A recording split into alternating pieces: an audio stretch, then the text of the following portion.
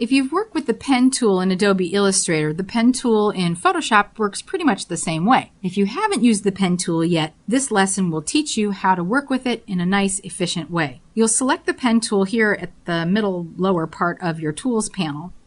And before you begin, I just want to show you that there's some flyout options here. There's the regular pen tool, there's the freeform pen tool. You can add and delete anchor points as well as convert anchor points. We'll talk about those in just a second. And then, before you start drawing, you'll need to decide whether or not to choose paths, shapes, or pixels. When you're working with a path, what you're really doing is you're creating a shape or line, a path, that you can do something to. For instance, you could put text on a path, or you could mask away an area with a path, or clean up a path, or make a selection with a path. There's a lot of different things that you could do. So we'll start there. Now, if your cursor shows this crosshair, it's probably because you have caps lock turned on. So if you turn caps lock off, you will see the pen cursor. And then all you need to do is click once to set down an anchor point, and then click again to create the path between the two anchor points. And that's pretty much, in a nutshell, the concept of working with a pen. Paths are drawn between any two anchor points. And working with straight lines is super easy. So all you have to do is click, and the path gets drawn after you click between the previous and the current anchor point. And you could just click and click and click and click and click and click and click and click to your heart's content. And the path does not have a stroke or a fill. It's just the line itself. You can create open paths as well as closed paths. So right now this is an open path. If I wanted to close it, I would just put my cursor on top of the opening anchor point, and when that little circle appears, click once to close the shape. So again, clicking anywhere as many times as you like, even overlapping, although typically probably you would trace around the outside of an object with your pen tool. And when you want to close the shape, put your cursor on top of the opening anchor point and click once, and a straight line is drawn from your last anchor point to your first one to create the closed shape. So that is very different than this next feature, which is working with shapes. Now I want to undo all of those paths because I really don't need them. So let's just go here. And working with shapes creates vector shapes. So this will give you a stroke and a fill. So let's change the foreground color to something that we can see easily. So now while we're drawing, we're filling in the path with a solid color. Now this is still an open shape. Even though it's filling it in, it's still an open shape. So I'd probably want to close the shape just to keep a closed path within my shape. And while you're working with shapes, you can add to the selection. You can combine shapes. So this is every time I click and click, I would create a new layer. So if I do this, now I'm creating a new shape layer. Whereas if I click on the second option, I would be combining shapes on a single layer. The third option is to subtract from a shape, like so, and so forth. We've got intersecting shape areas, like this. And then the last one is excluding overlapping shapes. And then this last one, it's often its own category, is to merge the shape components into a single object or shape on individual layer. You can change the color of your fill at any time. Just select the layer that you want to modify and then go and choose the new color. If you had a stroke on your object, you can increase or decrease the size of the stroke as well as the color of the stroke. So you're not stuck with whatever you started with. So these are vector shapes drawn with the pen tool. Here also you can specify the line on your selected object, so you can have a solid line, a dashed line, a dotted line, and you can also create custom lines, or probably with this drop down arrow, copy strokes and paste them. So if I really liked the stroke on this one, I could copy it and then select your other object and paste it, like so. Now that blue was the same color, so I probably would have to select a different one and then come back and change it, and it will go back to my color of the stroke up here, but it's still copying that dotted line. In addition, you can modify where the stroke falls, whether it's right on the path, on the inside of the path, right on the path, and then on the outside of the path. And that's a really nice, cool feature which will help you with creating your shapes. You could also adjust, like in Illustrator, the caps of your lines. Let's go back to a straight line. Actually, let's do straight line here, like so.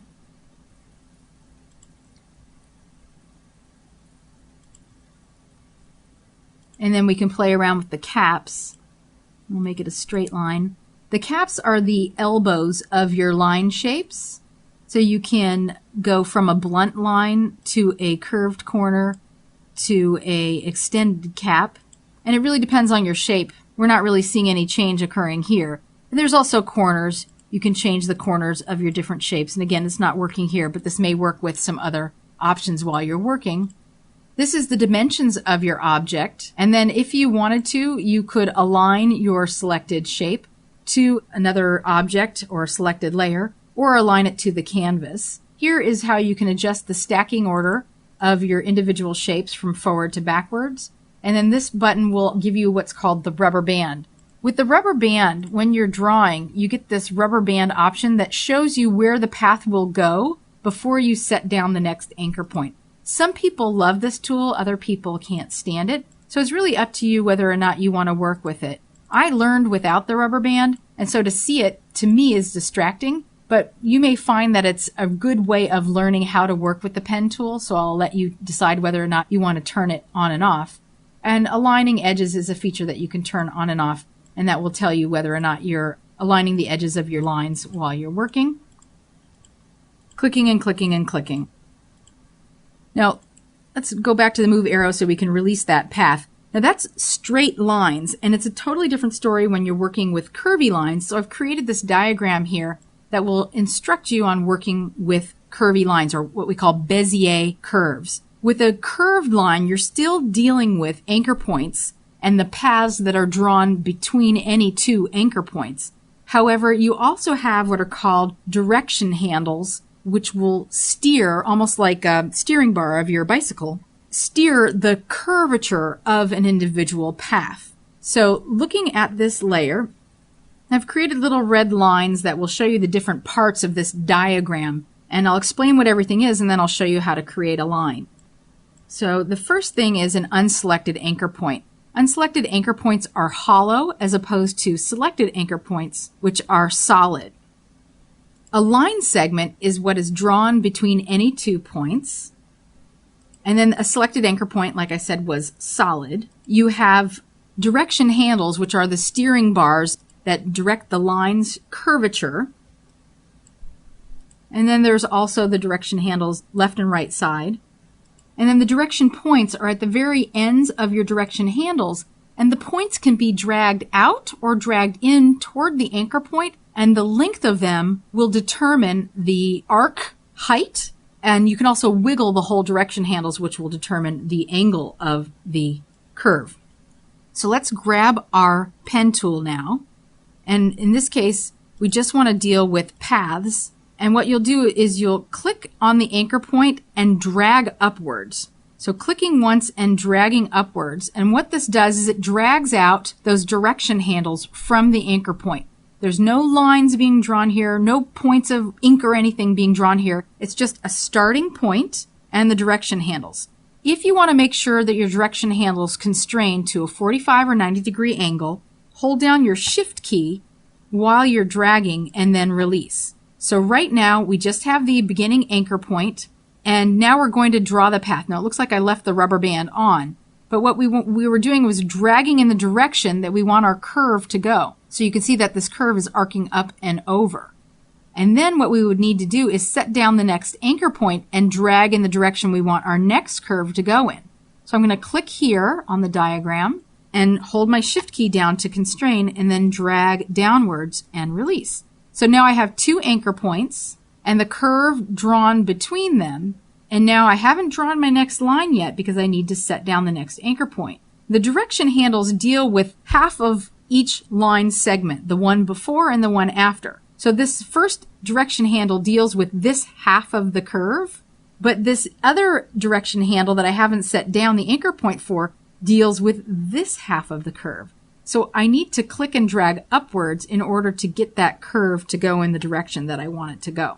If that all makes sense. I'm going to turn the rubber band off for this next demo. and just show you how to draw without the diagram. So again, you're going to be clicking. Oops, we have to release the line. In order to release the line, what you'll do is you'll hold down your Command or Control key and click once to click away from the selected line shape, and then you'll go back to your pen tool.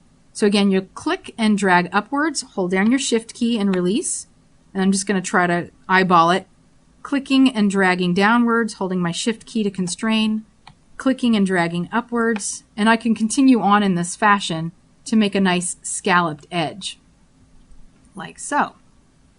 Now, if you wanted to go from a line to a curve or a curve to a line, and let's release this path, you'll need to do a little fancy footwork by converting the anchor point, because an anchor point can support curves or lines. So if I wanted to create a straight line, I click once and then click again. But if I now need a curvy line, I'll actually have to drag upwards. But if I start dragging before I release my mouse, I'll get a curved line. So I have to actually click once and then hold down the Alt or Option key to drag out a direction handle in the direction that I want to move in. Then I can click and drag downwards to create the curve. Now, if I want to go from a curve to a line, I do the opposite. So I'm going to release that path, and this time I'm going to click and drag up to create the curve, click and drag down to create the curve, but now I need a direction handle going in a straight line. So I have to get rid of this direction handle. I can drag it to the anchor point, or I can click right on the anchor point, holding down my Alt or Option key to remove it, and then clicking once gives me a straight line. Working with the pen tool requires a little bit of practice, but once you get the general idea of how it works, you can have a lot of freedom and control over working with it when you're making selections or drawing paths or shapes. We're going to shift over now to working with the pen tool and type or text on a path, because you can put type on a path, whether it's a line that you draw with a pen tool or a circle shape that you create. So if I wanted to put some type on a path like this, what I'll do is make sure the path is selected, and I'll click and drag in the direction that I want my curve to go in, and then click over here and drag in the opposite direction so I can get that arc sort of mirroring the edge of the plate, and release. To add type on a path, grab your type tool and you put your cursor here, and when you see your cursor change into what I call the surfboard, you could click and start typing. Now, I'd like to change my font before because it's 170 points. That's way too huge. So I'm going to change it to a different font face actually while I'm here. Let's do Broadway, and then we'll change the font size down to 28 points.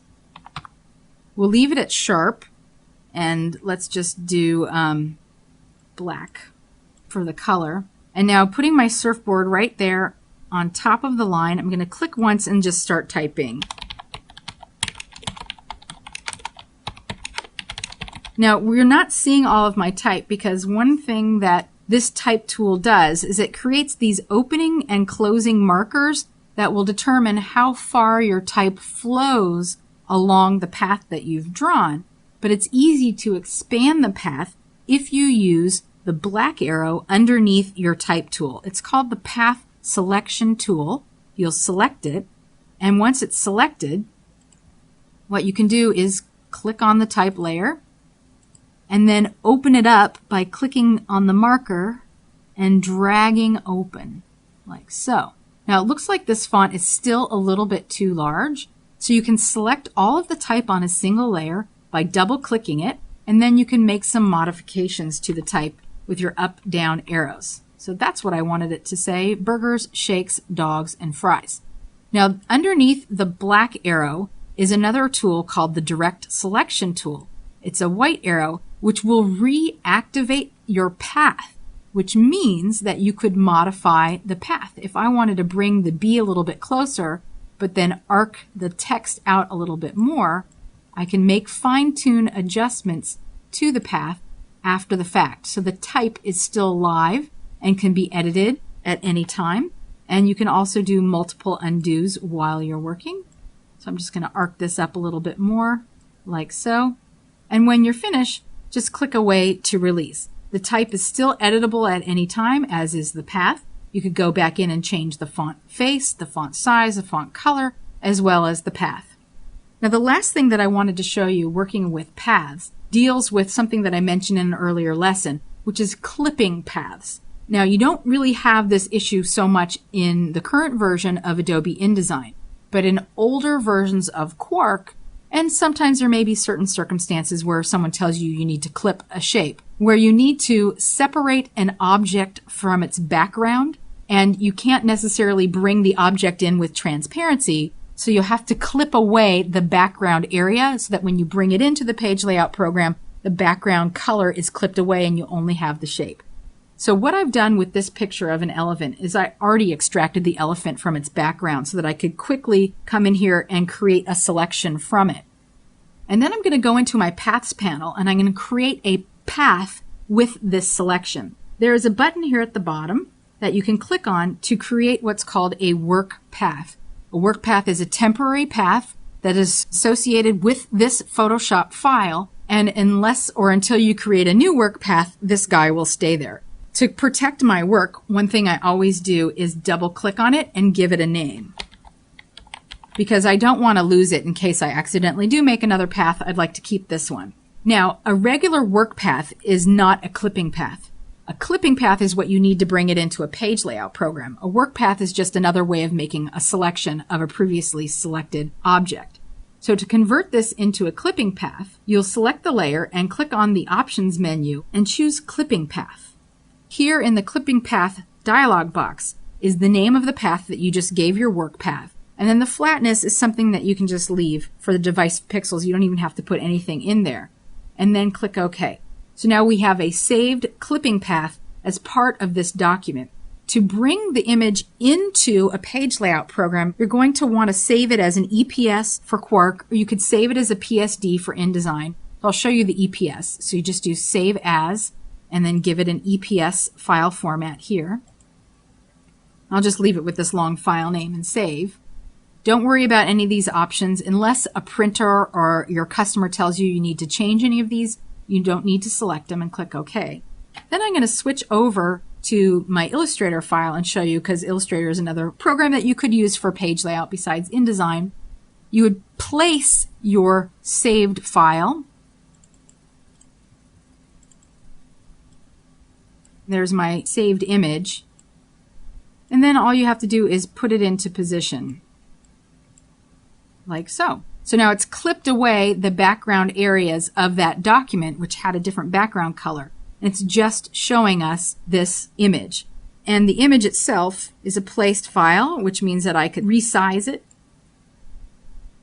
and do anything that I wanted with it while I'm working. You know, maybe I want to have the type on top, so I could select the type and arrange that, bring it to front, shift it down, and otherwise play around. So let's go back to Photoshop for a second and remind you what we've done. We've created clipping paths from our paths. We've worked with type on a path using the pen tool. We've talked about how to create curves and straight lines with the pen tool, as well as working with straight lines. And the other thing that I didn't show you, the last thing I'll show you, is the freeform pen tool, which allows you to draw with the pen tool as you would a regular pen or pencil. In this case, it's filling in with a stroke and a fill. Working with this freeform pen tool might be a really fun way for you to draw these vector lines and shapes and paths, especially if you had a stylus with a tablet while you're working in Photoshop.